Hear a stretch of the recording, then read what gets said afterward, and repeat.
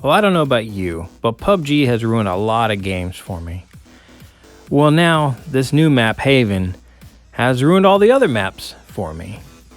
I'm going to give you some of my top tips on how to get more chicken dinners in Haven, because I'm getting a lot and it's a lot of fun. All right, one of my tips is, since this is a duo map, might as well make use of it. Since it's a close quarters map as well, you're going to be running into people. Usually you're going to hear them first before you see them. So let your friend make some noise, and if you see somebody, you kill them from a distance. It's easy. Just let your friend know, hey, make a little bit of noise for me, and boom, you get an easy kill. All right, I'll admit something. I was sitting here for 40 seconds because I was eating some pizza, and this guy just happened to walk in front of me. However, ambush, ambush, ambush. Anytime you hear people, set up a little trap and ambush them. Now, I don't normally just finish people off. I like to use them as bait. However, since I hadn't quite finished my pizza, I finished him off.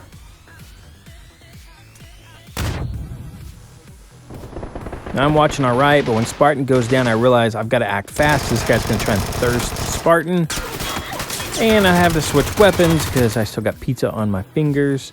But anyways, we get the kill there, and moving on. All right, we made it to the top 8. And here's my other tip. Get some throwables. When I spot this guy, it's all throwable time for me. I love throwables in the top 10. They are so handy, so helpful. If you're not good with throwables, get good with throwables. It doesn't hurt to just peek for a second and throw something. The next video I'll post that I actually trapped some guys in the blue, and the blue killed them, and we got a win just because I trapped him with a molly.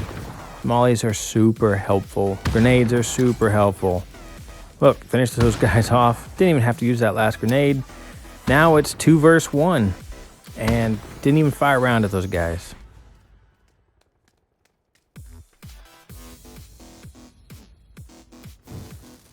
So I know this guy's only got 2 ways out. It's through that door or to the left. He went to the left. So I'm going to throw some stuff at him too. But if he come out that door, he'd have been in a lot of trouble. What he doesn't realize is I've trained my son to do my killing.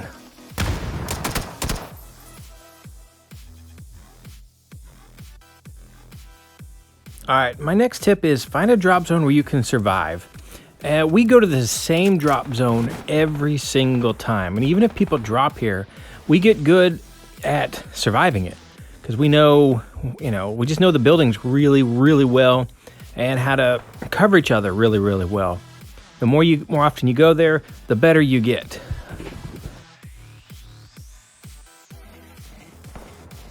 Now, I do say all that to say it didn't work out for me this time. Doesn't always work that easy, but my son does come in and saves the day again. So he gets me up and we move on.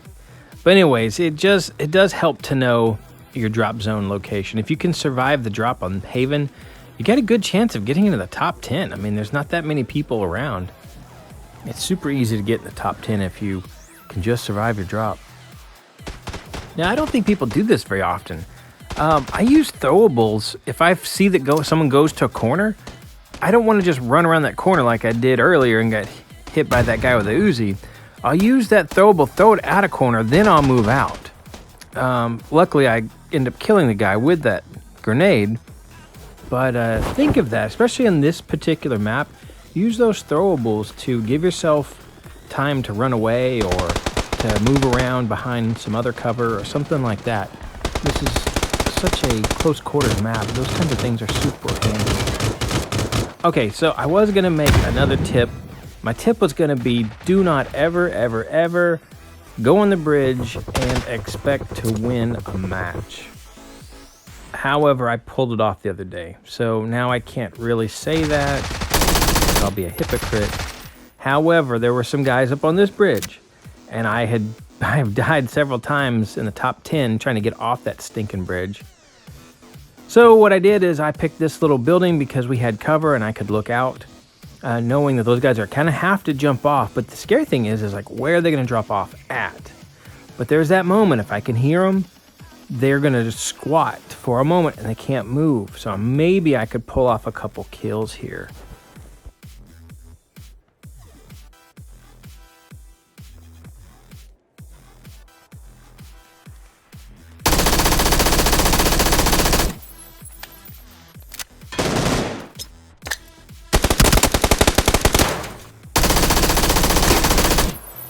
Okay, so that worked out for me exactly like I hoped it would. Now we just have one more guy. He has to be in this building. So I'm just gonna wait here. Oh, and he comes out of the blue. Well, I don't know where he was going, but he got sent back to the lobby in a hurry. My son and I, we both had 5 kills apiece. So that's 10 kills total. That's a third of the entire map. That is a lot of fun when that happens. All right, now I don't know if you have noticed, but PUBG has gotten darker. This map, Sandhawk, are definitely darker than they used to be. It's kind of irritating, especially with this one being like a dusk or night map. So that's my next tip, is crank up your brightness in PUBG. Now I'm just using a filter on my editing system, but believe it or not, this is already brightened up. I don't know if it records brightened up, but I had to brighten up my Xbox settings. So do that so you can see better. So we were 2-on-1 here, my son and I'm watching, and I'm out of throwables. And apparently he's got throwables and he watched a sneak peek of my video and he knows to throw them at me. Punk.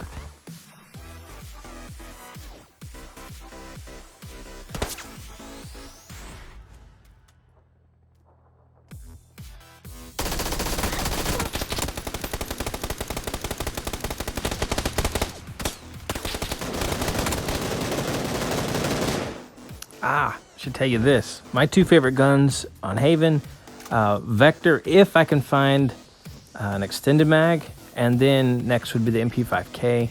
I like to put either 2X or 3X on MP5K, but I can use it for whatever I need to, mid-range or short range.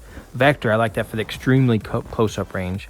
My son is using the barrel. He, I don't know why he loves it so much. I know it's got a little bit of power. But he is loving it, so those are our weapons. So obviously you can tell sound is going to make a difference here, and that's how I knew he was coming. And if you also notice, I started shooting even before I moved around the corner there. So it became an easy knock.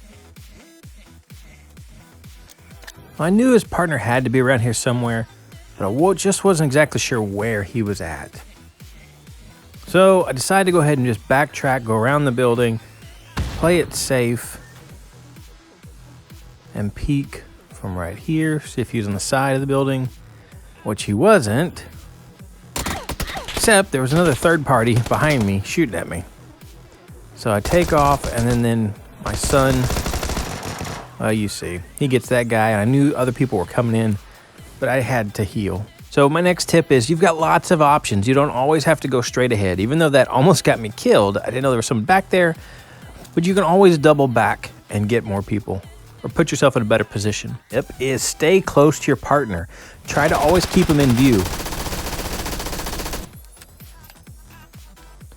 All right, no, so that was some serious potato aiming, but I got the job done. Now I'm gonna go ahead and finish this guy because his partner's coming. So I'm going to make up for my potato aiming right here. Boom, red dot.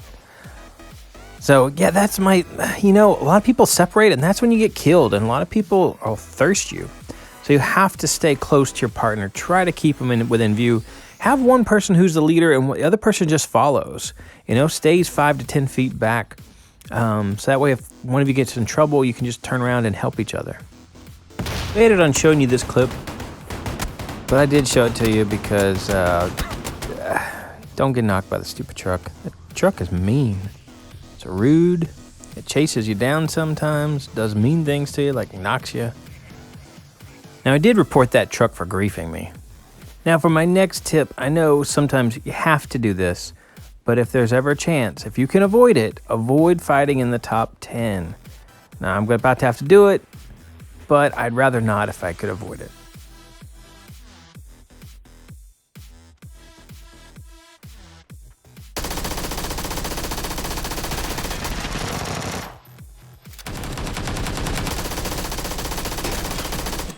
We were prepared to fight if we had to.